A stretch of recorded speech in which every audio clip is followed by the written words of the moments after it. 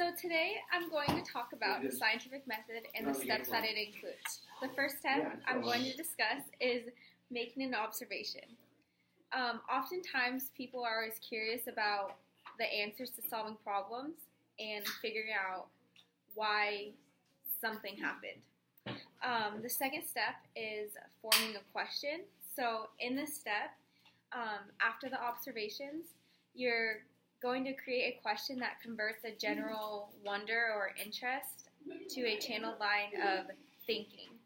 So then you'll go on to the third step, and that is forming a hypothesis. And in this step, this is an informed guess. So it's an informed guess to a possible answer of the question that you have formed in the previous step. You will not arrive to an answer to this question, but it will provide a good understanding and direction to further scientific investigation. And then in the fourth step, you're going to conduct an experiment. And in this step, once the hypothesis is formed, it must be tested. So this is done by conducting a carefully designed and controlled experiment, and it is used to prove the hypothesis, like whether it's right or wrong, and it must be able to be tested for errors. So then you'll move on to the fifth step, and that is analyzing the data.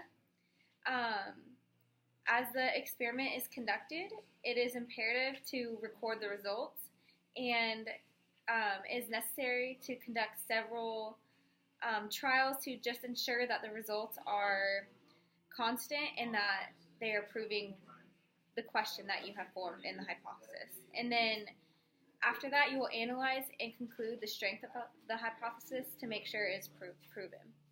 And then the last and final step is drawing the conclusion. If the hypothesis proves correct, then the original question is answered. And on the other hand, if the data is incorrect and does not prove the hypothesis, then you continue to do the research until it is. And then you will also make a new hypothesis if needed.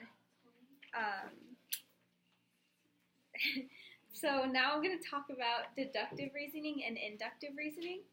And deductive reasoning is when it moves from generalized principles that are known to be true and to a true and specific conclusion. And then inductive reasoning is when it moves from specific instances into a generalized conclusion. So the next topic I'm going to discuss is the hypothesis, theory, and law.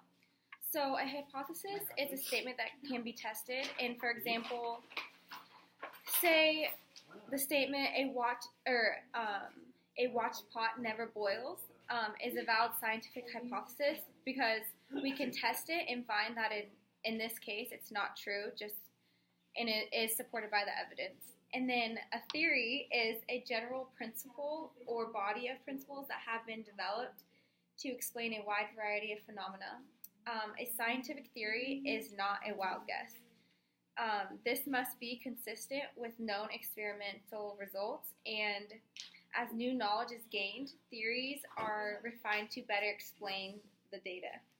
An example of this is the theory of evolution. In 1859, Darwin formed this theory, and this theory is the process by which organisms change over time as a result of changes in heritable, physical, or behavioral traits, and changes that allow an organism to better adapt to its environment will help it survive and have more offspring.